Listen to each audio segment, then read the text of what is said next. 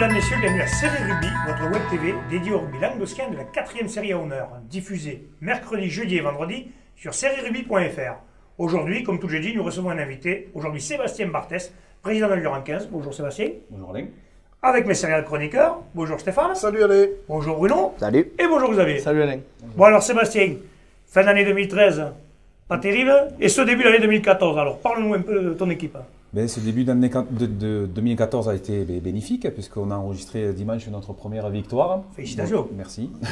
Ouais, Stéphane, en plus, Stéphane l'avait dit. Oui, pareil, on me l'a dit, j'avais pas eu le temps. Annoncé.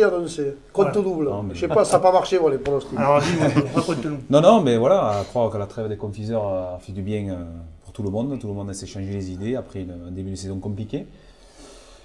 On avait manqué le coche 2-3 fois à la maison. Contre Montréal, on perd d'un point. Contre Nissan, on perd de 2 points. Contre Vinassan, on perd d'un peu plus, mais le match avait été équilibré. Juste Donc, à la fin, ouais. Ouais, voilà. On prend à la fin un essai.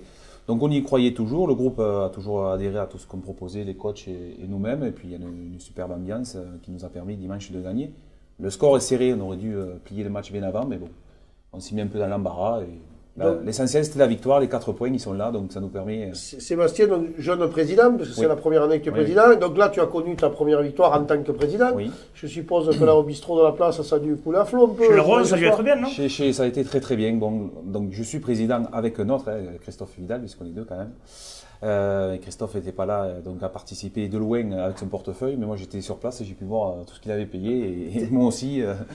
Mais bon, heureusement que quand je reviens à cet état d'esprit de groupe et de jeunes qu'on a, puisque cette année on a beaucoup de jeunes, malgré toutes ces défaites, on a quand même continué à faire les apéros. Mais assez souvent. tu as des problèmes d'effectifs ou c'est que Alors, on a l'effectif eu- n'est pas de qualité hein? Non. Quand tu enchaînes 9 défaites de suite, c'est que voilà, il y a un souci quand même. Il y a un problème. Non, c'est qu'effectivement, Tu on a sais de eu, quoi tu parles. Ouais. on a eu énormément de blessés. Après, on a un effectif de plus d'une quarantaine de licences, donc le nombre y est, mais après, pas mal de blessés, quelques suspendus aussi, donc c'est vrai qu'on ne s'est jamais trouvés tous ensemble au même moment, au même match. Comment Donc, tu es arrivé à la présidence à ce club? Bon, tu es un ancien joueur de ce club, mais après, Ouais. il y a eu... Ancien est toujours joueur. Oui. Oui, aussi, ouais. Ouais. Il y a eu des remous un petit peu, non? Non, mais voilà, moi je suis arrivé à Lurhan il y a maintenant 4 saisons. Bon, j'avais mis le rugby entre parenthèses après avoir joué près de 15 ans à Servet-Moujan. Donc j'ai voulu reprendre, mes copains de Boujanet étaient là-bas, donc ils m'ont dit viens faire un tour et du coup j'y suis resté. Et donc après trois années où avec sous la houlette de Robert Vicedo, on a connu 2 finales à Sauclière, une finale du Languedoc, le 16e champion de France. Il fait un cycle, il se terminait. Et Stéphane Montariol, qui était le président, a voulu aussi tourner la page par la même occasion. Donc on m'a proposé le poste alors que j'étais pas du tout prédestiné à ça. Et puis Et t'as dit, Comme- je me lance dans l'aventure et voilà. puis voilà, quand ce village m'a accueilli les bras ouverts. Enfin, les gens qui connaissent ce village. Oui, c'est un peu village peu accueillant, manière. Lurhan. Donc je devais rendre à tous ces gens, tous ces bénévoles, je me sentais un peu Ah oui. l'obligation de reprendre et de ne pas les laisser tomber comme elles étaient parties. Quoi. Tu as eu beaucoup de recrues cette année? On en a eu énormément, on a 80% de nouveaux joueurs. Ah oui, donc c'est pour ça peut-être que tu as eu Donc du mal. après l'amalgame, justement, tout te ça, lancer dans voilà, la saison tout à fait. peut-être. Tout Puis a après, été- c'est tout a quand été même une compliqué, ouais. déception. Moi, on aurait pensé que ce club serait mieux classé. Bon, la saison n'est pas finie, mais au moins milieu de tableau, quoi, avec l'effectif qu'il y avait, bon, un peu l'historique. Ça C'était devait... l'objectif d'être dans les 7 premiers. Puisque c'est dans les 7 premiers, on arrive à faire un barrage. Après, tout le match, tout est possible. Comme Nous, la saison dernière. la d'ailleurs. saison dernière, Hein, où vous on aviez bat- fini 7ème, il me Chiant, semble. bon, On bah, finit c'est 7ème Cruzy. et on Et voit vous- Saint-Chinian, Cruzy au tir au but. On avait d'ailleurs reçu Stéphane Montariol Oui, la dernière. semaine d'après. Ouais. Et ouais, donc c'est beaucoup de changements, beaucoup de nouveaux joueurs, de jeunes joueurs, puisque Les nouveaux entraîneurs. de nouveaux entraîneurs. Donc Thierry Babillot qui officie pour la première année. Donc moi je suis première année président, mais lui il vient de quitter les crampons pour se lancer dans l'aventure d'entraîneur. Oui, Donc bon, on jouait tous ensemble. C'est vrai qu'il est accompagné de Patrick Gomez qui lui a par contre un peu plus de bouteilles. Donc c'est vrai que faut reprendre un peu tout ça. L'amalgame commence à se faire reprendre. Donc Parce que moi, après, pour avoir joué contre vous, on gagne avec énormément de difficultés. Et on sent l'équipe qui n'est pas dans une bonne phase, quoi. C'est le Et surtout, cercle si t'as joué, vicieux je quand comprends ça que va j'ai gagné pas. avec difficulté, moi. Allez. Ça allait pas parce que devant, il y avait vraiment une équipe costaud. Enfin, Ils ont c'est beaucoup pas une parlé équipe qui devait être à 0-9 à la trêve, quoi. non, mais c'est. Mais c'est ça, c'est le fait des nouvelles recrues. Il y a une équipe quand même, pour moi, hein, c'est le match de Montréal à la maison, où Montréal vient à la maison premier ex aequo, je crois, à l'époque, avec Saint-Chinian Cruzy. et on perd 10-9. Ah oui, c'est juste. Avec 19 avec des circonstances contre nous, c'est-à-dire qu'on fait toute la deuxième mi-temps à 13 contre 15 parce qu'on avait pris 2 cartons rouges. Oui, c'est plus difficile. Donc quand même on menait au score et l'arbitre qui a été très généreux sur ce match-là nous file un essai de pénalité à la fin qui apparemment n'y est pas. Donc 10-9. Donc c'est vrai que ça nous a plombé un petit peu ce début de saison alors qu'on avait fait vraiment. Mais ça vous a peut-être fait conscience justement qu'on pouvait battre n'importe qui. Oui, après oui. Vous arrivez quand même à avoir beaucoup de monde aux entraînements parce que bon, là il commence à faire froid. Je veux dire, t'as pas gagné un match de la saison. Les gars, est-ce qu'ils sont pas démotivés un peu? Non, mais justement, là on a repris. Justement, j'avais un peu peur de cette trêve là, de 15 jours, bon, même si on s'est entraîné 2 fois le vendredi. Eh bien non, mercredi dernier, on était une trentaine, tout le monde était sur le pôle, tous les blessés reviennent, il nous manque encore 2-3 joueurs. Mais voilà, c'est vraiment, comme je dis souvent, on a vraiment un état d'esprit entre les jeunes qui sont arrivés, les vieux comme nous qui sommes au club. Vraiment une super ambiance. Moi j'ai joué aussi à Luran et le bistrot, voilà, le bistrot il est monstrueux quoi. Le patron du bar est exceptionnel. Et donc ce qui fait que même si t'as perdu le dimanche, c'est le club quand même du monde à l'apéro. Il n'y a pas de clubhouse, tout se fait là. C'est le siège du club. C'est le centre du. Ils mangent là-bas, ils font plus. Et au niveau dirigeant, là il y a une équipe un petit peu en place où il y a du monde qui. Oui, non, là au niveau dirigeant, bon, le seul entre guillemets nouvel arrivant c'est moi cette année. Après tout le monde est resté en place. Et non, il y a vraiment des bénévoles. Oui, bon, parce qu'on connaît, il y a encore des dirigeants historiques qui sont là, des gars comme Gilles, tout ça. Oui, il y a toujours Gilles Soriano, donc Christophe Vidal qui est avec moi, et tout ce que sont Elian, Titeuf, etc., Christophe, tout ça, qui se démènent tout le temps. Juste une question, parce que vous avez quand même fait un forfait juste avant la trêve, à Périac. Et c'est un peu surprenant parce que vous avez eu des défaites, mais comme vous dites, il y a pas mal de matchs serrés.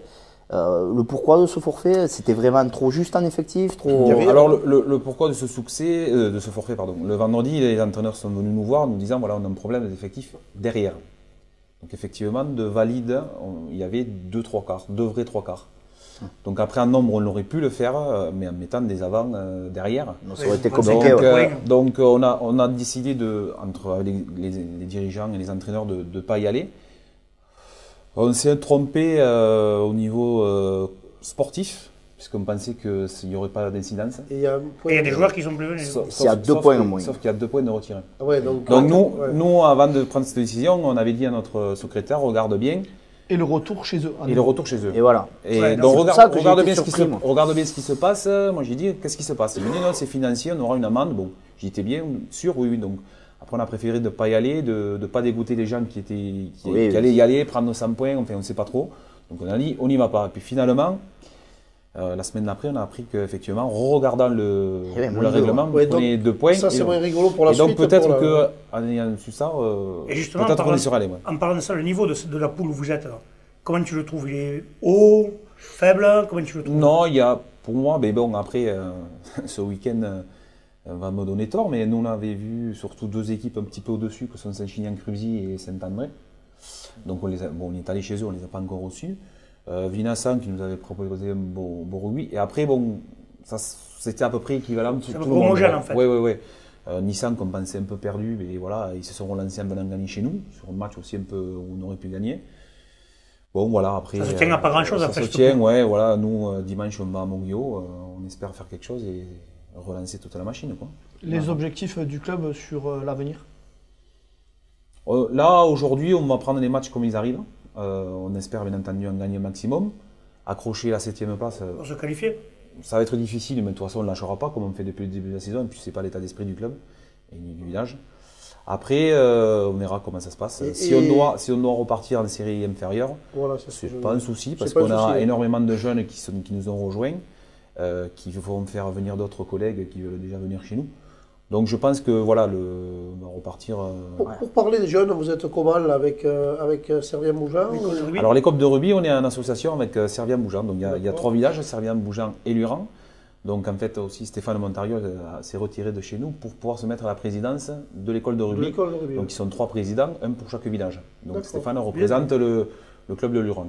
Et moi-même, je suis aussi éducateur à moins de 11. Et vous avez beaucoup de licenciés au niveau jeune? Ah oui, c'est une grosse école de rugby. Je ne pourrais pas te dire le nombre exact, mais on est à environ puis une trentaine de jeunes par catégorie, en partant des U7 jusqu'au 13. Et après ces jeunes, bon, ils passent en cadet, ils restent Ils restent souvent à Servien-Mougins. D'accord, ok. Oui, c'est pour ça que Servien-Mougins, je vois dans leur équipe B, ils ont beaucoup de jeunes, qui sont montés de juniors et ils ont un noyau. Ça se voit. Oui, ça se voit. Et après, vous récupérez, parce que là, il y a pas mal d'anciennes de Servien-Mougins qui viennent jouer après.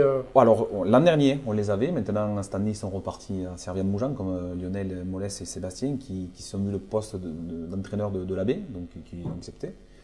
Nous, on a récupéré surtout des jeunes de Servien-Mougins qui étaient barrés et qui pensaient pouvoir jouer en junior échelle. Ah oui, ils avaient monté une équipe par échelle. Max avait le projet de faire échelle. Donc, le projet étant tombé, il cherchait un club. Et comme notamment Gilles Soriano, connaissait des jeunes là-bas, ils sont venus et puis ils ont adhéré. Parfait. Ils ont adhéré, quoi. C'est bien.